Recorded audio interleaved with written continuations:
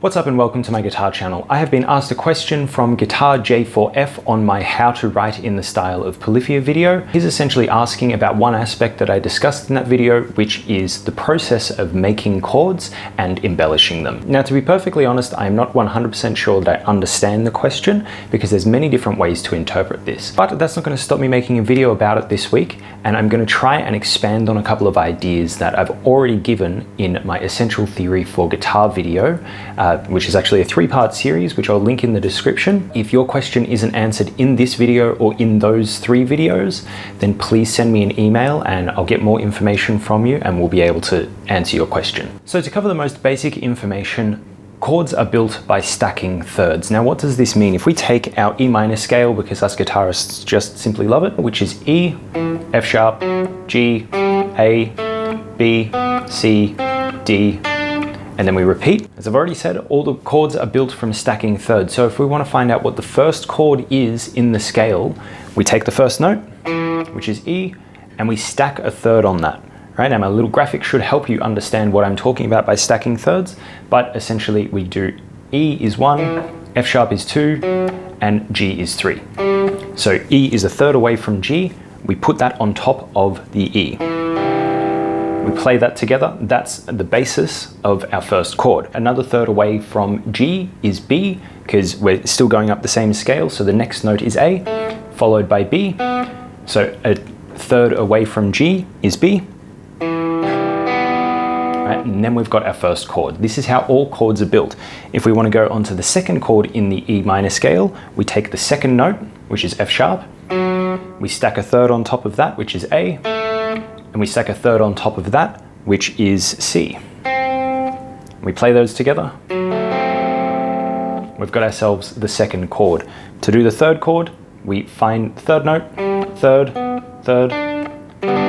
We've got G major. Fourth, we start from the A, we go up a third, we go up a third.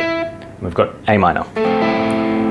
This is exactly the same process through every single thing. You just take these notes and you figure out what's a third away from everything and you just keep it rolling until you've got all the chords. Now, this covers all the triads. There are 4 main types of triads, which is the major, the minor, the diminished, and the augmented. Don't worry too much about the diminished and augmented because we won't really discuss them in this, but we will a little bit. There is more information about augmented and diminished in the 3-part series, so definitely watch that if you need more information. What I think is more important than worrying about the terminology or anything like that is making sure that it sounds good to you. So if you like the sound of this chord, you don't like the sound of this chord, then you want to spend more time understanding this and getting familiar with that and seeing how you can use that in a musical context.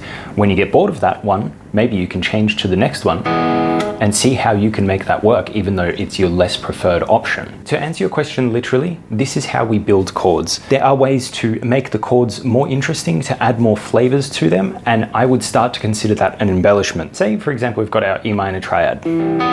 If we want to add yet another third on that, so that's 3 stacked thirds, we get E minor 7.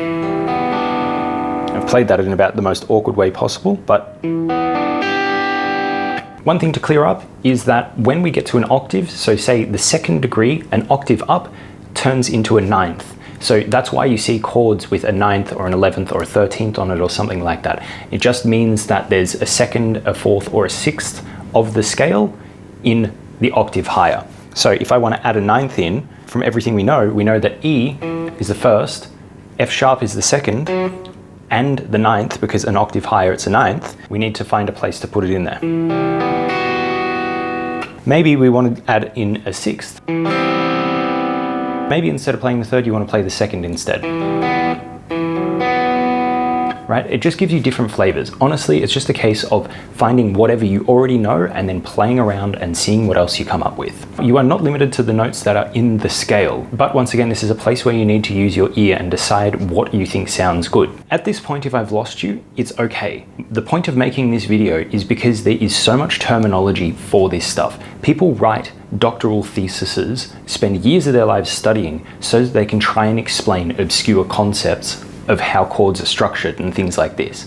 It doesn't matter if you know how to use it, right? It helps if you understand it intellectually, but at first, like, you can spend years studying this stuff and not know how to apply it to a song. So to me, it's much more important to understand how this works and where you want to move to and really get into the chords, how they sound, rather than understanding them intellectually. Because it should just be about playing. It should just be about, okay, I prefer that sound more than this one, so I'm going to write my song around that unique sound that I like. Just remember that a chord is generally only considered a chord when it consists of 3 or more notes. And once again, this applies to any key you're in, but it's not limited to key. So you can do whatever you want and put whatever label on it that you like, but just make sure that it sounds good to you. It's something that keeps you interested and moving forward with it. In the polyphia video that you commented on, when I was talking about embellishments, what I was talking about was simply playing around with the notes. So if I take a standard E minor chord, there's no embellishment, it's just a standard E minor chord. However, if I hammer from the F sharp on the D string on the 4th fret up to the 5th and back,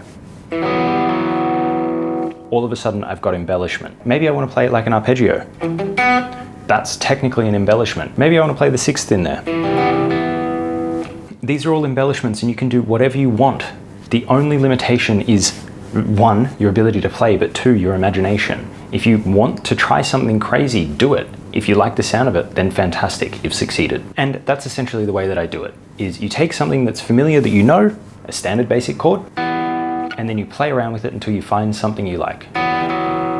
So I really hope that that's answered your question, but I'm going to dedicate the rest of this video to a concept that I think is really important, and it's something that I'm actually learning myself in greater detail every day. And I really think that it's important to start focusing on this, and this is movement within the chords. So if we take our standard E minor chord, maybe it's having a bit of a bad day, it's just got some bad news or something, but it's okay, it's going to survive. Right? If we add in a 7th there, right, we're still feeling this same sense of stability. It's like we're at home, it's just a bit like, it's a bit nonchalant, no one cares. Whereas, if we then change this 3rd here down to a 2nd, right, straight away we're starting to feel less comfortable. Right, it's not a bad place, but it's not somewhere that we want to spend the rest of the weekend. It's just, getting worse. But we change that 2nd back to a 3rd, and we feel like we're at home. We've got that release. We go up to the 2nd chord in the E minor and we're on a diminished. No one wants to be hanging out in this neighborhood. This is an uncomfortable, unstable place to be. We want to move from here. So the point is to find where we want to move to. You see how the F sharp diminished really pulls to the G major? It's just so like, that was tense, and then, okay, now we're home, we're good, comfortable, got this. This is the basis of jazz. It's just tension and release, tension and release. Instability, stability. What you'll find if you start really actively paying attention to the music that you like, it's not that you're focused on the at-homeliness of each individual chord. What you like is how the chords pull from one to the next and keep you interested and keep you engaged as you go through it. And this is true of all music, not just jazz. So what I want you to do is find a chord that you think is unstable and play around with it until you find a place for stability. Now for an example, so you know exactly what I mean, I'm going to choose the E augmented chord, which does not sound like it's at home. First thing I'm going to do is just play around with the notes and see where it feels. Right, that feels like a pretty good resolution to me. That seems not bad. That one seems good. That one seems really solid. Okay, that one's okay, but not what I'm after. That one's okay. That one's a bit weak. Okay, so you can see that very quickly just by changing around one fret. It's like the tension disappears totally, or it's just a different type of tension, or whatever's going on. In turn, if I was playing around like that, trying to figure out where to shove an augmented chord in there, I would happily walk away with a chord progression. Right, because you feel that it's moving. Each step is leading into the next. And when you get to that final resolve, it's a release. It feels really nice. Just to be clear, I can name every single chord that I played in there, but that's not what's important. What's important is that I like the sound. I ended on a sound